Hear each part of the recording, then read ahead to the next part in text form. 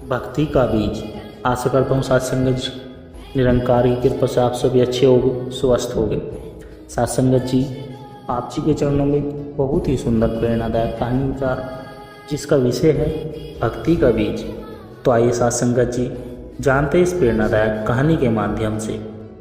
साथ संगत जी, मनुष्य का जीवन एक बगीचे की तरह होता है। इस बगीचे में हम जो बीज बोते हैं वही हमारी नियति बनकर उगते हैं। कोई मोह माया का बीज होता है, कोई क्रोध और घमंड का, कोई सेवा और प्रेम का, तो कोई भक्ति का बीज होता है। लेकिन जो व्यक्ति सच्चे मन से भक्ति का बीज अपने हृदय में बोता है उसका जीवन सुगंधित पुष्पों से महक उठता है। सत्संगत जी, सत्संगत जी, आज की इस कथा में हम सुनेंगे एक ऐसे साधारण किसान की कहानी जिसने अपने जीवन में भक्ति का बीज बोया और कैसे उसका जीवन बदल गया।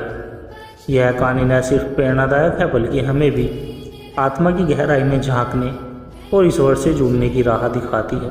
तो आइए साथ संगत जी सुनते हैं इस सुंदर कथा। बहुत समय पहले की बात है। एक गांव था जिसका नाम हरियाली। बहुत समय पहले की बात है। एक गांव था हरियाली से भरा, शांत और सौम्य। उस गांव में एक गोपाल नाम का किसान रहता था। किसान बहुत गरीब था लेकिन मेहनती बहुत था। वह रोज़ सुबह सूरज उगने से पहले अपने खेतों में हल चलाता, पसीना बहाता और भगवान का नाम लेते हुए काम करता। गोपाल के पास जमीन कम थी, बैल भी बूढ़ा था। उसका परिवार, पत्नी राधा और एक छोटा बेटा मोहन जैसे तैसे गुजारा कर रहे थे। मगर एक बात खास थी कि गोपाल कभी भगवान का नाम लेना नहीं भूलता था। चाहे सुख हो या दुख, खेत में पानी मिले या सूखा पड़ जाए, गोपाल की जुबान पर बस एक ही नाम रहता, राम राम। एक दिन गोपाल अपने खेत में हल चला रहा था। अचानक हल की नोक किसी सख्त चीज़ से टकराई। उसने मिट्टी खोदी तो वहाँ एक छोटा सा पीतल का बर्तन निकला। गोपाल ने सोचा शायद इसमें कोई धन होगा, लेकिन जब बर्तन खोला तो अंदर एक छोटा सा बीज रखा था। उसने बीज को हाथ में लेकर देखा। वह एक साधारण बीज नहीं लग रहा था, कुछ चमकदार था। कुछ अलग सी सुगंध सी आ रही थी। गोपाल ने सोचा धन तो नहीं मिला, लेकिन कोई बात नहीं, बीज ही सही, इसे खेत में बो देता हूँ, शायद कोई फलदार वृक्ष उगेगा। वह बीज को अपने आंगन में ले गया और एक कोने में उसे बो दिया। दिन बीते, महीने बीते, बीज से एक नन्हा पौधा उगा। गोपाल रोज उसे पानी देता, मन ही मन भगवान से प्रार्थना करता है, प्रभु जैसे ये बीज उगा है वैसे ही मेरे जीवन में भक्ति का फूल खिला देना। धीरे धीरे पौधा बड़ा होने लगा। गांव के लोग हंसते, अरे गोपाल, तुम्हारे पास तो खाने को अनाज नहीं और तुम इस पौधे को पाल रहे हो। गोपाल बस मुस्कुराकर कहता, भक्ति का बीज बोया है भाई, भगवान जरूर देखेंगे। एक साल बीता। उस छोटे से पौधे ने एक दिव्य वृक्ष का रूप ले लिया। उसकी छांव में बैठते ही मन शांत हो जाता। गोपाल रोज उसके नीचे बैठकर भगवान का भजन करता। धीरे धीरे गांव के लोग भी आने लगे। जो परेशान होता, दुखी होता, उस पेड़ की छांव में बैठकर शांति का अनुभव करता था। लोगों ने देखा यह पेड़ कोई साधारण नहीं, इसके पत्ते हरे रहते हैं, चाहे कैसा भी मौसम हो। उस पेड़ के नीचे बैठने से मन को शांति मिलती है, शरीर को ठंडक और आत्मा को भक्ति का रस मिलने लगता है। गांव के लोग इसे भक्ति वृक्ष कहने लगे। अब गांव बदलने लगा। जो लोग पहले गोपाल को पागल कहते थे, वही अब उसके पास आकर कहते हैं, गोपाल भाई, हमें भी भक्ति सिखा दो। गोपाल कहता, भक्ति सिखाने वाली कोई किताब नहीं होती, यह तो मन का बीज होता है। बस भगवान को दिल से याद करो और विश्वास रखो कि वही सब करेंगे। धीरे धीरे गांव के लोग झगड़ना छोड़ने लगे, शराब पीना छोड़ने लगे। जो आलसी थे वे मेहनत करने लगे। गांव में एक नई हवा बहने लगी, सेवा और प्रेम भक्ति की। एक दिन गांव में महामारी फैल गई, कई लोग बीमार पड़ गए। गांव के लोग डर गए। तब गोपाल ने भक्ति वृक्ष के नीचे भजन कीर्तन शुरू किया। उसने सबको एकत्र किया। डरो मत, भगवान का नाम लो, सच्चे मन से प्रार्थना करो, सबको समझाया। आश्चर्य की बात यह हुई कि धीरे धीरे गांव के लोग ठीक होने लगे। कोई दवा काम न आई, लेकिन भक्ति का प्रसाद काम आ गया। कई साल बीत गए। गोपाल बूढ़ा हो गया।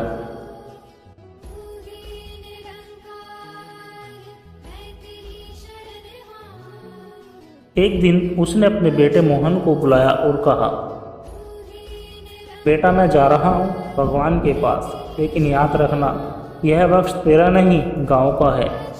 इसका बीज सबके दिल में बो देना। यह कहकर गोपाल ने आखिरी बार भगवान का नाम लिया और शांत हो गया। सत्संगत जी, इस कहानी से हमें यह सीख मिलती है कि भक्ति कोई दिखावा नहीं है, यह एक बीज है जो अगर दिल की जमीन में बो दिया जाए तो जीवन को हर कठिनाइयों से पार लगा देता है। भक्ति से मन को शांति मिलती है, जीवन को दिशा और समाज को सद्गुण मिलता है। आज भी उस गांव में वह वृक्ष खड़ा है। कहते हैं जो उसके नीचे बैठकर सच्चे मन से भगवान को पुकारता है, उसकी हर पुकार सुनी जाती है। सत्संगत जी, आप भी अपने दिल में भक्ति का बीज बोइए। यकीन मानिए यह बीज एक दिन जरूर आपका जीवन महका देगा।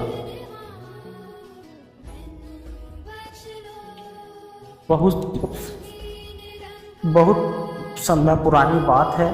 एक बड़ा शहर था जिसका नाम शाश्वतपुर था।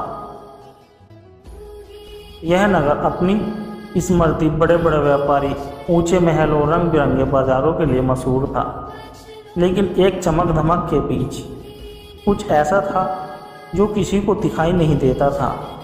लोगों के मनों में छिपी हुई प्यास जो किसी भी दौलत से बुझ नहीं सकती थी।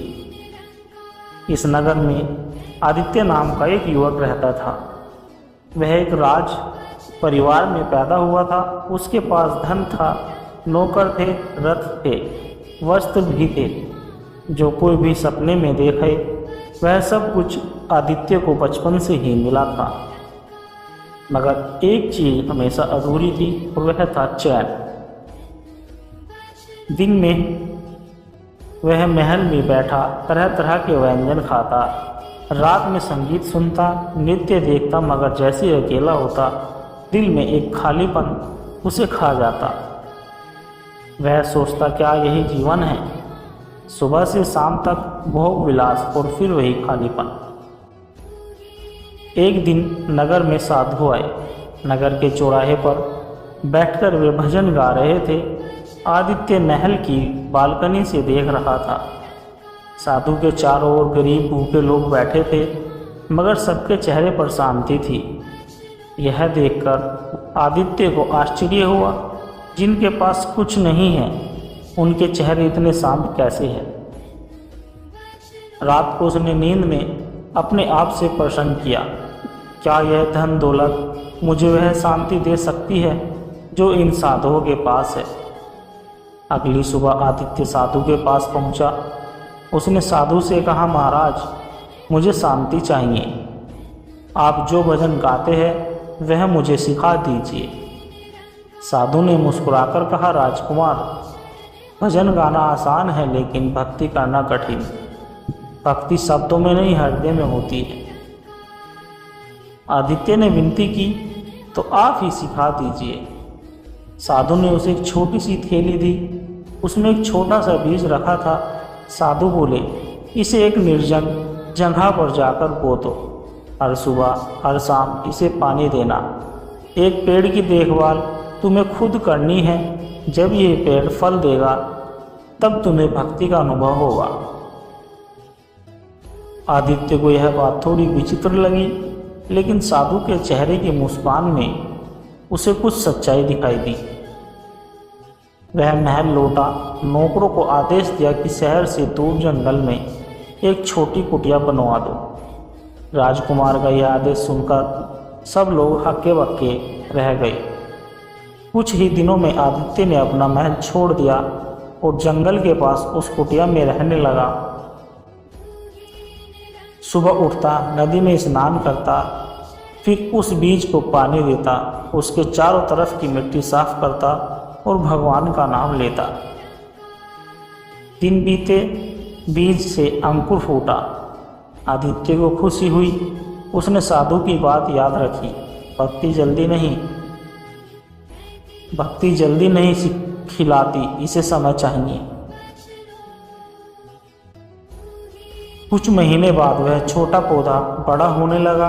आदित्य को भी अब वह उस पौधे से लगाव होने लगा। उसकी सेवा करते करते उसे अपने ही हृदय में कुछ बदलाव महसूस होने लगे। पहले उसे गुस्सा बहुत आता था, अब वह शांत रहने लगा। पहले उसे नींद नहीं आती थी, अब उसे रात में गहरी नींद आने लगी। धीरे धीरे गांव के लोग भी उसके पास आने लगे। कोई बीमार होता तो आदित्य उस वृक्ष के पत्तों से काढ़ा बनाकर देता। कोई दुखी होता तो आदित्य उसे प्रभु का नाम जपने को कहता।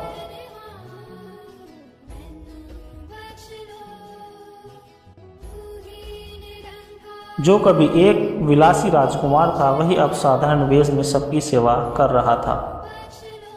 एक दिन साधु फिर वहां आए। उन्होंने आदित्य को देखा। वह वृक्ष के नीचे बैठा था। आंखें बंद थी और उसके होठों पर प्रभु का नाम था। साधु ने हंसते हुए कहा, राजकुमार, यह वृक्ष अब फल देने लगा है क्या? आदित्य ने आंखें खोली। उसके चेहरे पर अपार शांति थी। उन्होंने कहा, गुरुदेव, इस वर्ष ने मुझे वो फल दिया है जो किसी भी खजाने से कम नहीं। यह वृक्ष तो बस माध्यम था, असली बीज तो अपने मेरे हृदय में बोया था, जो भक्ति का बीज था। साधु ने कहा, ठीक है, भक्ति का बीज बाहर नहीं भीतर बोना पड़ता है।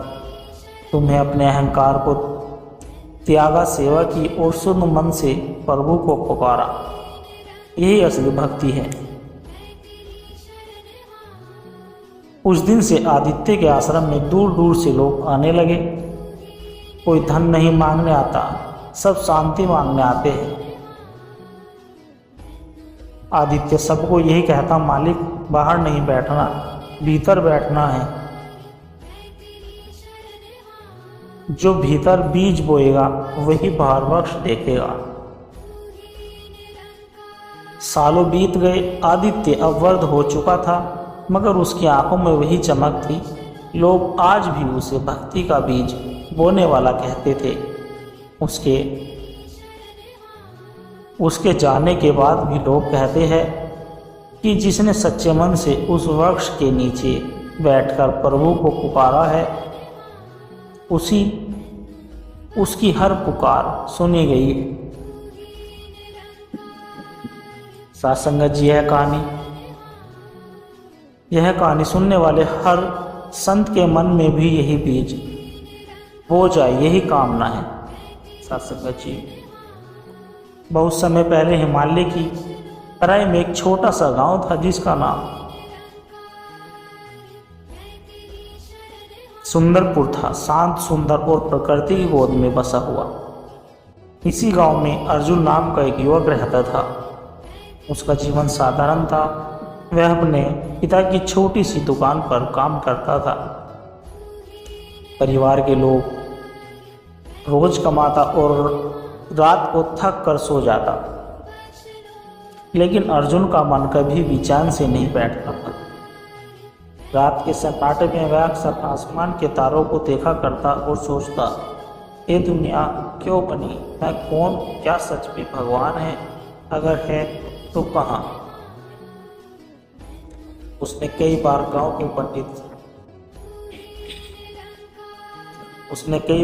के पंडित जी से ये सवाल पूछे, लेकिन पंडित जी ने उसे पूजा पाठ करने और दान देने की सलाह दी। अर्जुन ने सब किया, मगर उसके प्रश्न वही थे।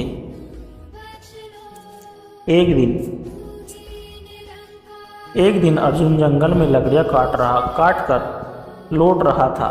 रास्ते में एक साधु दिखाई दिए, सफेद दाढ़ी, चमकती आंखें, ऐसा धर्मवेश।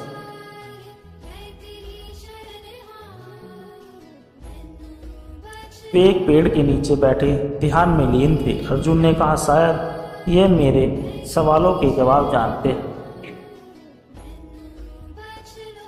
उसने साधु के सामने हाथ जोड़कर पूछा, महाराज, मैं जानना चाहता हूं कि सत्य क्या है, भगवान कहाँ और मैं कौन। साधु ने आंखें खोली। उनकी आंखों में गहराई थी, जैसे हजारों साल का अनुभव उसमें छिपा। उन्होंने मुस्कुराते हुए कहा, बेटा, ये सवाल तो अच्छे थे, पर उत्तर कहीं बाहर नहीं, तुम्हारे अंदर छिपा है। अगर तुम सच में जानना चाहते हो तो अपने जीवन को बदलना होगा। अर्जुन ने बिना सोचे समझे कहा, चुप हो गए वो। साधु ने कहा, कल सुबह गांव के बाहर आना, बाकी वहीं बताऊंगा। अर्जुन सारी रात सो नहीं सका। सुबह होते वह साधु के पास पहुंचा। साधु बोले, तुम्हें 3 साल तक साधना करनी होगी।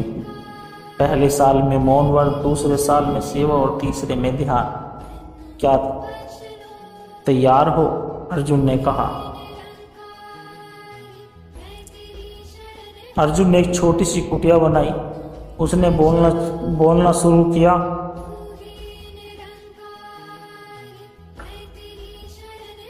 घर से दूर, गांव से दूर, बस चुपचाप अपने अंदर झांकना। मौन ने उसे पहली बार उसकी अपनी आवाज़ सुनाई।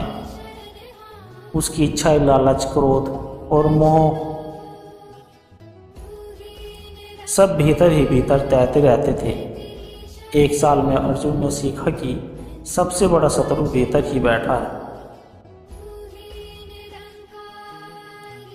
साधु ने कहा, अब गांव लौटो, लोगों की सेवा करो, बीमारों को दवा दो, भूखों को भोजन दो, किसी से कुछ न मांगो। अर्जुन गांव लौटा। उसने सबकी सेवा करनी शुरू की। जो उससे नफरत करते थे उनके लिए भी काम करता। रात को जब सब सो जाते, अर्जुन अपनी आत्मा से बात करता। सेवा करने से मन हल्का होता है, पर फिर भी सत्य कहाँ। साधु ने उसे हिमालय की गुफा में भेज दिया। आप बोलना भी मत, सेवा भी मत, बस अपने अंदर उतर जाओ, ध्यान करो। साधु ने उसे हिमालय की गुफा में भेज दिया। गुफा में ठंड थी, सन्नाटा था, पर अर्जुन ने हार नहीं मानी। उसका मन भागता, कभी बचपन में, कभी भविष्य में, मगर हर बार वह उसे खींचकर वर्तमान में लाता था। धीरे धीरे उसे अनुभव होने लगा कि सब कुछ क्षणिक है। शरीर, सांसें, इच्छाएं, स्थायी कुछ भी नहीं, सिवाय उस चेतना के जो देख रही है। 3 साल पूरे होने पर साधु फिर से उससे मिलने आए। अर्जुन अब बदल चुका था, चेहरे पर शांत, आंखों में चमक। साधु ने पूछा, बेटा, अब बता, क्या सत्य है? अर्जुन ने आंखें बंद की। वो कहा, सत्य कोई शब्द नहीं, एक अनुभव है। मैं शरीर नहीं, मैं मन हूँ। मैं वही चेतना हूँ जो सब देख रही है, जो शाश्वत है, वही परमात्मा है, वही मैं। साधु ने प्रसन्न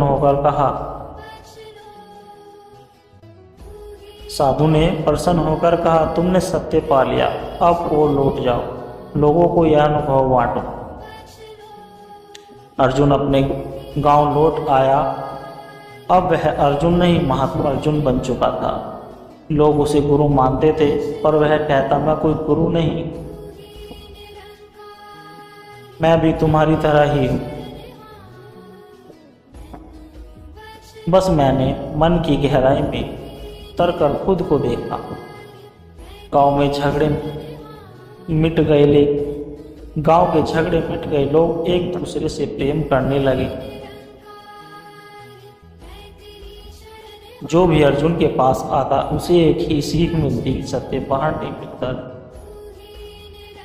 सासंग जी है कहानी हम सभी को याद दिलाती है सत्य की खोज करने के लिए बाहर नहीं जाना पड़ता, वह तो हमारे भीतर ही छिपा है।